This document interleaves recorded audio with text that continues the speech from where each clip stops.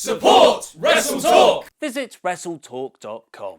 Worst Rusev Day ever. I'm Ollie Davis. This is the other one, Luke Owen. Welcome to the Rusev Day WrestleRamble edition of the SmackDown Live Review, the first episode since Hell in a Cell. And yes, on Rusev Day no less, Rusev Day have broken up.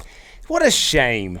What a real shame. I said this in the review, but this turn has been a long time coming. We all knew it was coming, but I can't help but feel sad that they just didn't do anything more with this faction.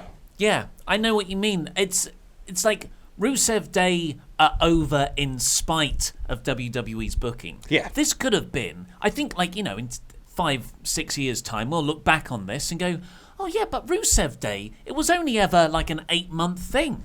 Yeah. Feels like such a bigger thing that was part of Rusev's career.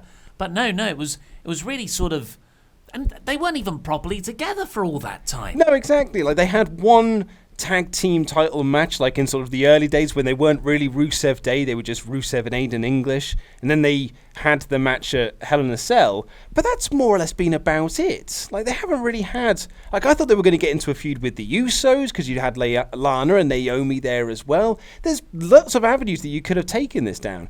And they didn't really do anything.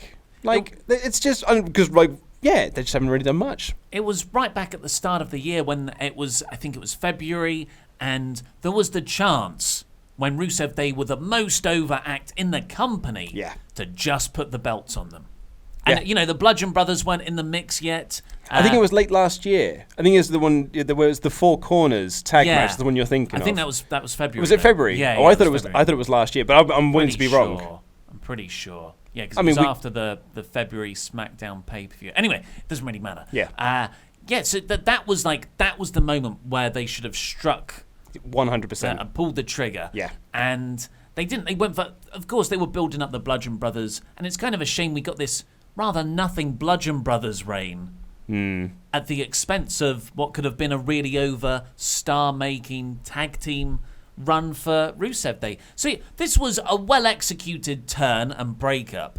It's just I'm not sad because they've broken up. I'm sad because WWE didn't do more with them. It's the wrong kind of heat. That's it, yeah. They really had something with this team, and they just opted to... and you could tell that, as soon as they put them together, they were sowing the seeds of breaking them up. They had no long-term plans for Rusev Day as an act. When they brought Lana in, Lana was meant to cause dissension between two. It almost feels like they've started this story 5 or 6 times this year alone. And now finally they've decided we're going to pull the trigger now.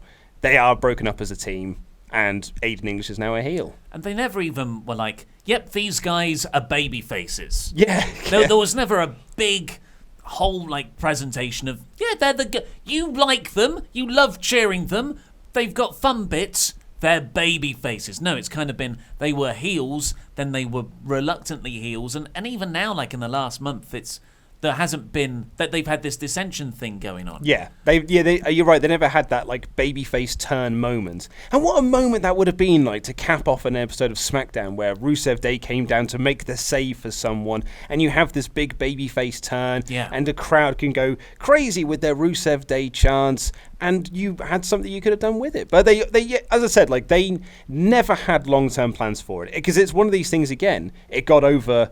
And they didn't want it to get over. So the idea is just let's just not do anything with them. And then eventually the chants will die out. It's the Zack Ryder effect. And that's crazy that's still in effect, really, in 2018. Sure, it was a new thing back in the heady days of 2012 or whenever it was. But really, acts getting themselves over should be leapt upon, because it's quite rare actually to get the crowd organically behind people in WWE. Well, and this was an act like it, and they really begrudgingly got behind them, and so it never really played out. Yeah, sorry, I didn't mean to try and cut you off there, but I was just going to say, talking about WWE and SmackDown in this sort of mold of, man, this thing is sort of getting organically over, let's not try and push that. You've only got to look at the main event of this show. But they're kind of leaning into that and doing it. I don't think it's they Becky are. Lynch and Sharp. Yeah, I don't think they are, because Saxton and Phillips, the babyface commentators, were there telling you, the audience, like, this Becky, she's a horrible person. You are, like, don't cheer this person. She is the heel in this scenario. She was disrespectful to Charlotte Flair and she's bad. And you got Corey Graves, the heel announcer, going like, Becky's great. She's doing what she needs to do to be champion. And then when Charlotte Flair comes out, they're like, gosh, Charlotte's the best. She's just brilliant. She wants to show respect, but Becky's so disrespectful. But the crowd didn't hear any of what Phillips and Saxton were saying and were just like, Becky's the best. Well, just reacting to how Becky Because she is the performing best. because she's being a badass. She's the best. And saying the word Bitch. But we'll get onto that later. Yeah, so this the Rusev Day narrative, of course, started in Hell in a Cell, where Aiden sort of cost the team the victory by just not tagging in Rusev when he should have done. He sort of got too cocky. And here there's a backstage bit where Rusev has a match with Shinsuke Nakamura for the US title, and Rusev tells English backstage that he won't be ringside for the match because it was his fault they lost at Hell in a Cell. And Rusev and Lana walk away to prepare for that match, and English turns round. Thankfully, there is a handy producer there to vent all his frustrations to. That was lazy. And vent he did. He talked about how Rusev Day wouldn't be anything without Aiden English, which, in all fairness, is quite true. He's the singer guy. I know, right? And unfortunately, the stagehand sort of was like pointing over, because little did Aiden English realise Lana was sort of still there and she was listening to everything that he said. And then she said, I'm going to go and tell Rusev what you just said, the little snitch. So what do you think about... I think there are a less in-your-face ways of turning to a random, no-name WWE stagehand to convey that English is upset here. Well, you needed I was about to say you needed Lana to be there to hear, but actually that didn't play off into anything, so you didn't really need Lana to be there to hear anything, so you could... I like the dynamic that provided, but I just thought English is a good actor, but there's only so much you can do with rubbish, and when it is... I didn't think it was as bad as you're making it out to be. It didn't bother me. It's not as bad, but it is... Yeah, there would have been a better way to do that. Yeah, it didn't bother me that much. But anyway, Lana goes to tell Rusev, but she doesn't get there. She's just about to get there, and Rusev is like, no. I have to prepare for my match. Whatever you have to tell me must wait. And Aiden's like run in to try and stop Lana from telling Rusev. And because he's focused on Nakamura, and Rusev says, Aiden, would you do the honours? So English would go out and sing Rusev Day. And English looks so happy. And he goes, of course. Yeah. Like, of course, my liege. Yeah. It was so nice. And I thought, yes, they're going to stay together. Oh, no, man. When he came out and he was singing, you could almost see it in his eyes. Did you? Yeah, I was like, this is the last time you're going to get to do this. Well, hopefully he makes it English Day. Yeah. He should keep singing this. He tweeted that out. Happy English he? Day, yeah. Or Happy Aiden Day.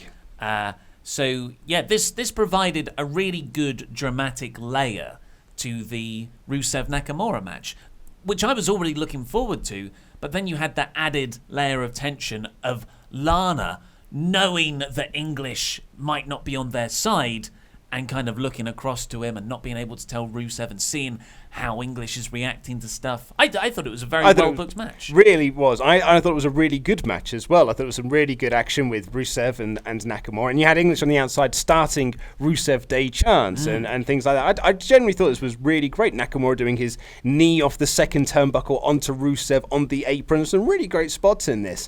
And there was a point when there was a great near fall off a Rusev kick, and the crowd bought into it as a finish. It was Nakamura running with the Kinshasa, but Rusev hit there was one before that. Was there? There was one before that, and then that was the sort of the big finish to the match, which was Nakamura tries the Kinshasa, he hits him with a Machka kick instead, and then English, in his bravado, he got too enthusiastic with his cheerleading, jumped up and told Rusev to crush. Rusev got distracted by this because he's like, "What are you doing?" Yeah. And then Nakamura rolled him up and got the win, and English and Lana were very upset at ringside. So when Aiden jumped onto the ring apron, was that him getting just caught up in the moment, or was it him costing Rusev the match intentionally. Oh, no, I thought it was caught up in the moment. I mean, that's what I've said in my review, but maybe I'm wrong. Maybe I misread his actions. Well, what happened afterwards, Aiden gets in the ring and just clobbers Rusev with the mic. Yeah. You know, the source of Aiden's power, the singing microphone, and just keeps on wailing on his head with it.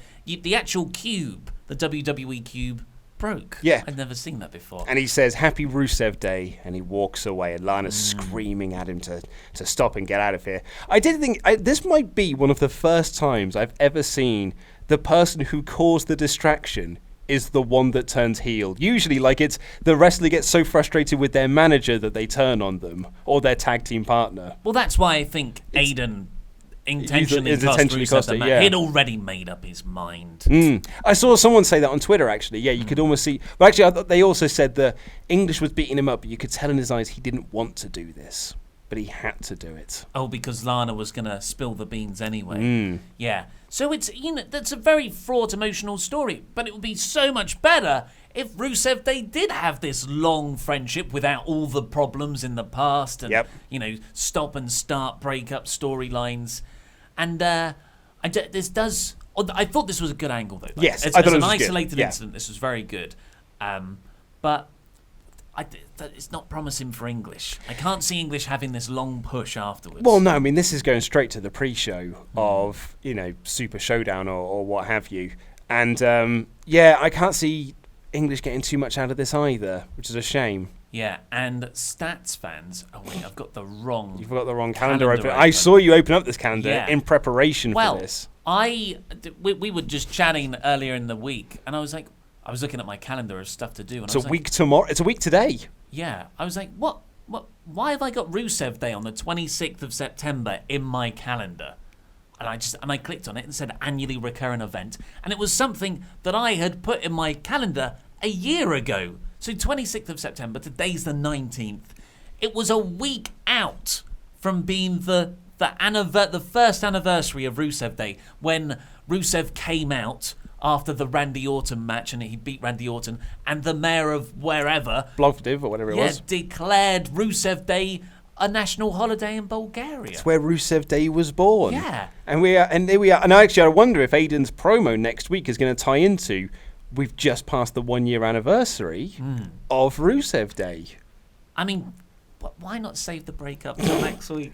Because Super Showdown's in 3 weeks, man. You've got to cycle through these things. Priorities. Yeah, exactly. Should we get on with the rest of the show? It's a SmackDown review, Maggle. I love it. We got us a flying Uso. The show kicked off with a Becky Lynch and Charlotte video package, which shows how much they're really pushing this as the main event storyline. It got the main event slot in this show. Yeah, I'm enjoying how much they're making this feel like a big deal, because it is a big deal. It is a but massive sometimes deal. WWE just drop it down the card, put it in the middle of the show. Yeah, no, I'm really, thumbs up. Yeah, but the first segment was MizTV and a mystery guest, and you said on the podcast outro yesterday, which is exclusive to podcast subscribers, and it's totally free, so go and subscribe to the podcast version of this show. And you should listen to it anyway, because it's got great other features on there, like Poetry Corner, Wrestling Confessions, and you'll be happy to know we finally had some submissions in for your Creator Wrestler feature. Yes, which might be ripping off another show's feature. Which all of our other features appear to have done. It feels like someone's already done it, but I don't know where. Yeah. But yes, you said it'll probably be Maryse for this mystery MizTV guest. Yeah. It was! And it was Maryse.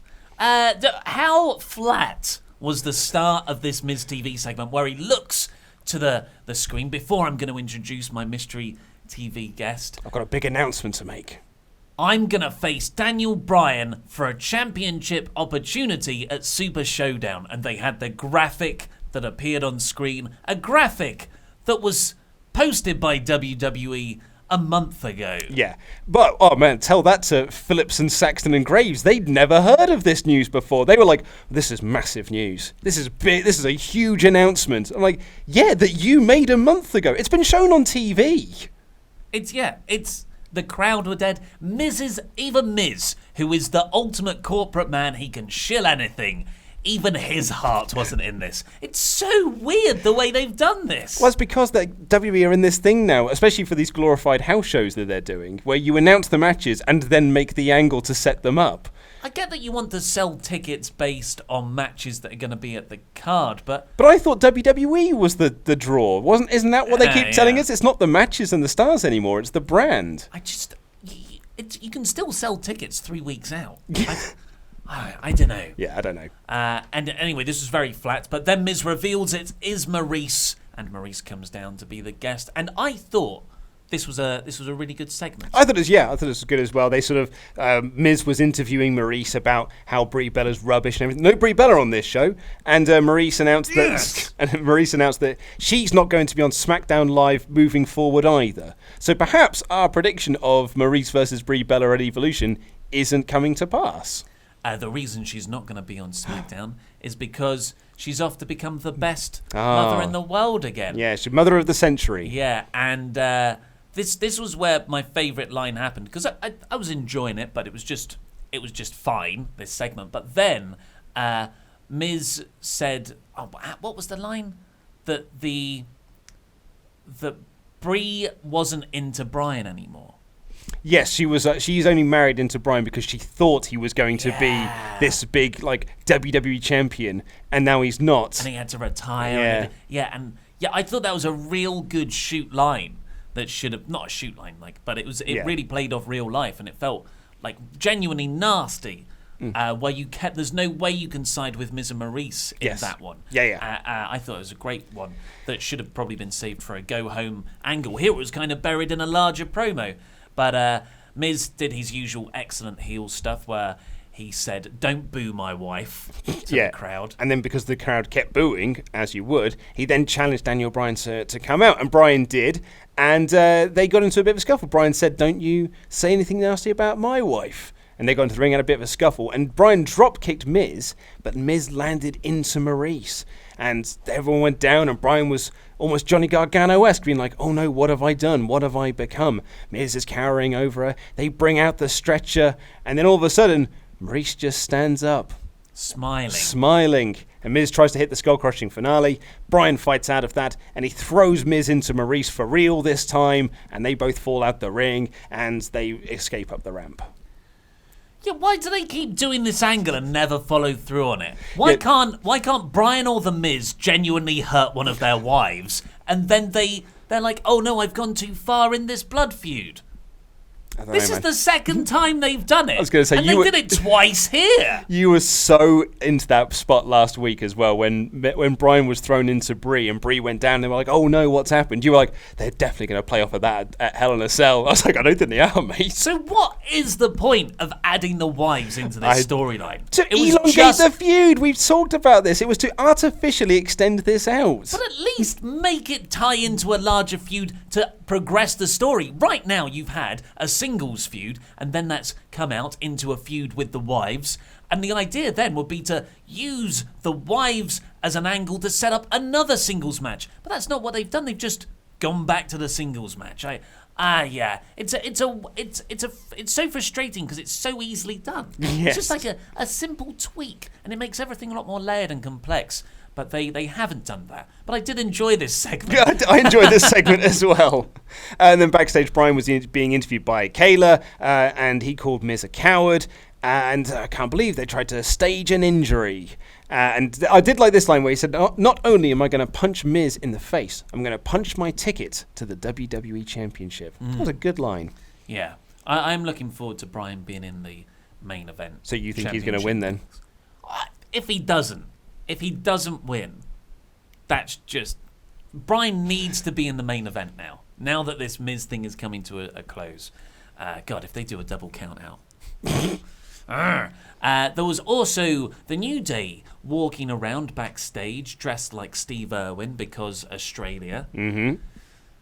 Finding the New Day annoying at the moment. Well, I mean, I said in the review, I thought they were on the right side of obnoxious this week, but... only just. It was a fine line because so they came out in these sort of wacky costumes, and the bit that I liked was when Big E started doing his Australian accent, and they were like, "That's not a very good accent at all," and he just offhandedly went, "The Iconics told me it was fine." So I thought it was really funny. But then they got in the ring and started making fun of Cesaro's nipples, and that's when you start to cross back over that line again. New Day, you need to stay over on this side. So this was Cesaro versus Kofi Kingston because they're building to a match between the New Day and the Bar, and quite a short match really because most of it was in the commercial break shrink screen. Yep.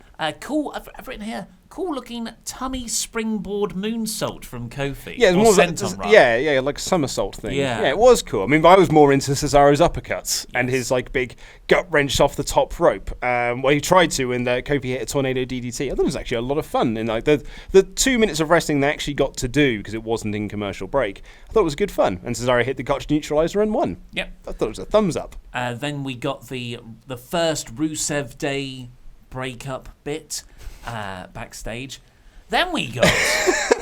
Oh, well, let's talk about this segment. Well, I liked this I segment. loved this segment. I thought this was amazing. But it was weird. It was so creepy. But it was brilliantly creepy, though. Like, it was intentionally creepy and unnerving. And I genuinely thought it was very effective.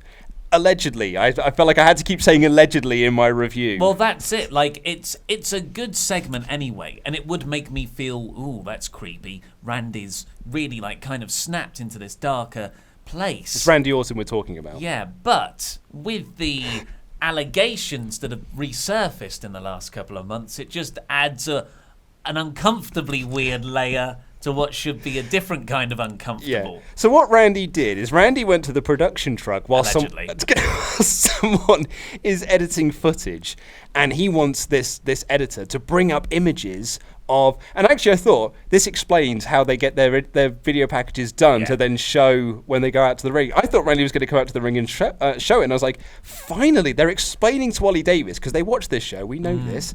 They're going to finally explain to you how they get these video packages made. But anyway, he wants to like look at these images of him sticking the screwdriver in Jeff Hardy's flesh tunnel at Hell in a Cell, and he's like almost massaging the editor. I mean, I said in the interview he was getting off on these images, and he's like massaging the editor's shoulders while doing it, and the editor's like, "Yeah, that hurts a little bit." And he's like, "Oh, does it hurt? Does it?"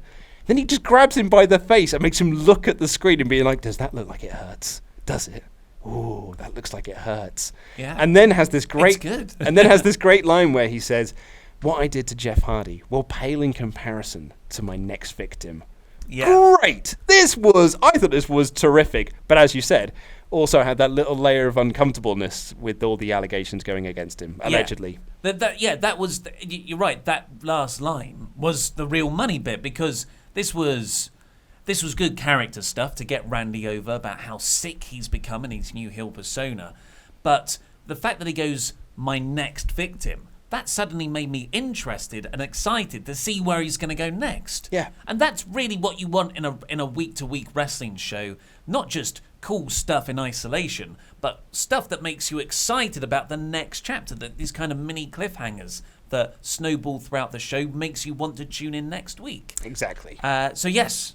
Yeah, who do you think it's going to be? Well, the rumor was Rey Mysterio, right? Okay. I wonder if they're going to build to an angle, because this was shown 996, so we're not too far off now from SmackDown 1000. And I think they've already said that the Rey Mysterio will likely be at that show, and maybe that's where they'll start the angle. Rey comes out to do his big, I've returned to SmackDown, the show that I made good, fun to watch in 2005 and 2006. And then Randy comes out with a screwdriver and, starts poking through his mask. Or something in the eyes, or something along those lines, and that's going to start their feud to lead until the end of the year. This is good. That was just the rumor that it was going to be Ray. I don't know if it is. So I guess Randy is going back into a legend killer gimmick if he is going for these sort of WWE icons. Well, I'd like to see him do for the next couple of weeks, just to keep that plate spinning, as if him attacking fan favourites. So maybe R-Truth, who's quite over at the moment. Him doing R-Truth just comes out for a segment, Randy just comes out of nowhere and starts doing dastardly things to him. You could do it with Ty Dillinger, although he's not quite as over as he once was, and then pick someone else for week 3. That takes us into Super Showdown. Then you can do SmackDown 1000 after that. Yeah, I think that's a great idea. Thanks, man. Then we got AJ Styles backstage with Braxton again. Kayla was all over this show So she's officially She got the call up. main roster promoted now. Exactly. Good for her. Poor old Kathy Kelly, though. Always left down. Always the bridesmaid, never the bride, poor Kathy Kelly. She's got way too much charisma. She's way too naturally likable and not enough of a robot. Yeah, it is true. Yeah. Kathy's very good at her job. Kathy's like Renee level of sort of just, what's the word, where you just like someone, naturally likable. Yeah. Yeah. Maybe she'll replace Byron Saxton on the SmackDown commentary team.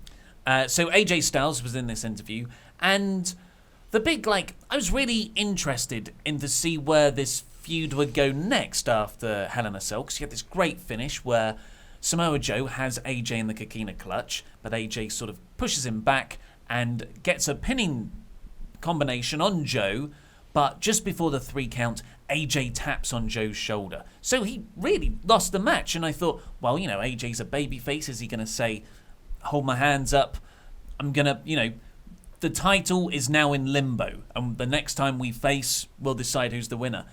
He didn't. He said in this interview, well, sometimes you get lucky, and sometimes karma bites Joe in the butt. Yeah, he said that because Joe had been such a bully to AJ and his family, it's karma getting him back. And I'd said in the review that I was a bit disappointed that they didn't play up on anything from that. But then I did say, we've still got a couple of weeks before Super Showdown. Maybe we can do something in that time. But I would say that sort of in the immediate, you would want to capitalize on such a great and inventive finish for this storyline. And they didn't. And it was really weird that they didn't. It was almost like it was an accident. Yeah. And then he goes, well, in Australia to fix this, it's going to be no DQ. Which still makes no sense to me. I've seen a few people say online it makes sense. No, it bloody doesn't, because the same finish can happen. Because that's what I mean. When people go of course it's no DQ, it's a blood feud. I'm like, yeah, but if you're Samoa Joe, the same thing could happen again. Yeah. You give him the clutch, and AJ could tap out and still miss the 3. He still wins. Joe still loses. It's not a logical build. Yeah, No. The idea is something in one match will logically build to a stipulation in the next match. If the Hell in a Cell match had been a no DQ match built off the SummerSlam match, that would have made sense there. And then you use that finish to build to the submission match at Super Showdown. Yeah. Oh, I'd love a submission match That'd be between great. these two. Calf Crusher versus Coquina Clutch. Battle of the double C's. the alliteration C's. But yeah, this is... I felt, though, that, all those nitpicks aside, that the promotion for Super Showdown was a lot more organic on SmackDown than it was on Raw. Despite the fact that they announced that aside. Those bits, yeah. So it wasn't Raw felt very in your face, and it was also split with Crown Jewel and just Crown Jewel, wasn't it? With the Undertaker stuff and the triple threat. But this didn't this was only Super Showdown. I thought it benefited a lot from that. Yeah, still no word on what this World Cup is. I mean, I'm guessing it's just a round robin well, not even round robin, just be an elimination tournament. All in the same night? Yeah, to crown the best in the world. Yeah, with a trophy. Then we got the Rusev Day stuff where they had the Nakamura match and the sad turn. But then we got... Oh, man, easily the best match of the week in terms of TV. So... That's just between on Raw and SmackDown, yeah. This was a really good match. AJ Styles versus Andrade, Cien, Almas went through 2 ad breaks. Yeah, really good stuff. In fact, my only notes in a negative column for this match, which I thought was just terrific, and I thought both guys worked it really, really well, is that part of the heat from the match happens during the commercial break, which was Phillips explained it on commentary, but it's show don't tell, because this was also during one of the non-shrink commercial breaks. It was just a black screen commercial break when adverts came up, where AJ Styles had the calf crusher on Almas for a long time, and that's why Almas was selling his leg for the last third of the match. If you miss that one line of commentary, then you're like, why is he selling his leg? And it's the unfortunate of doing things on TV, especially particularly with SmackDown, where they love to separate things out by ad breaks. But it did make me want to see a pay-per-view match between the two of them where there would be no ad breaks. Yeah, this is their second encounter. With a couple of months between them both so far. But yeah, Almas' selling of his knee so good. Was really, really good. Yeah, it was great. And I would just like to have seen it. There was a point where I thought, is he legit injured? And it really played in, and it protects him in defeat. Eventually, AJ hit this amazing Styles Clash wicked reversal. Yeah, so Almas goes for the hammerlock DDT. Styles double legs him, jackknifes himself over for the pin, but then flips himself over and in the same motion lifts up Almas into the Styles Clash. Yeah. That was a wicked finish. It was so good. I mean, I said this in the review. It's a shame that they've done nothing with Almas since he came up to the main roster. He's just had good matches. He had good matches with Rusev. He's had a good couple of matches with Bryan. He's had good matches with AJ. But he's had no real storyline. That one with Sin Cara doesn't count. He's just had no real sort of storyline. And I just think that with Andrade in the main event mix, and then you've got AJ, Andrade, Joe, Bryan, Miz. That's 5 guys right there that you're like, man, you could build such a solid division around those. Totally. On paper, it's very good. But we said the exact same thing after the the draft earlier this year, where we're like, oh my God, SmackDown. You've got all these guys. This is going to be like an amazing 3-way feud with AJ or 4-way AJ Nakamura, Joe, Bryan. Those are your 4 guys, and you just build SmackDown around that, like the old SmackDown 6. But that hasn't really happened. No. Samoa Joe was kind of absent for a large part of the start of this kind of post-WrestleMania year. Nakamura and AJ were stuck in a feud just eternally together. And Bryan was wasted in a Big Cass feud. Yeah. So definitely, like, that's how SmackDown should be. And SmackDown's already a pretty decent show. It's easily the best show of the 2. Yeah, imagine if they really focused around their top group of guys. Yep. Yeah. So after this very good match, Joe immediately attacks AJ from behind. But AJ gets the better of him and Joe runs off through the crowd. That's the big follow-up angle. Yeah, it's a shame that's the follow-up angle to such a good finish, because that follow-up angle doesn't actually tie into it. But maybe it's that SmackDown thing where they just tell stories out of order. Yeah. It's like Pulp Fiction. Yeah, because Suddenly you'll go back and watch this, you'll be like, so that's why he was there. Yeah. I got the sense that they're going to drop all the family stuff. Oh, 100%. They totally like dropping all the family stuff from it. Yeah. Yeah. Do you want to talk about the next match? Well, I mean, there's not much to say. Asuka took on Billie Kay. Billie Kay took 95% of the match. Asuka got the Asuka lock and won. 95% of the match being 2 minutes 50. Yeah. This about 3 minutes. This wasn't much of a match. It was a bit of a pointless segment. And, yeah, they're having a match at Super Showdown. But it's like the Riot Squad and Bella's situation, where, like, Asuka and Naomi have beaten them twice now, so there's no real drama. Like, they've got their revenge on Iconics. Why are we dragging this out further to a show in Australia, apart from the fact that it's their home country, I guess? Which means they're losing. Well, of course, yeah. Who in their right mind would be excited for this tag match?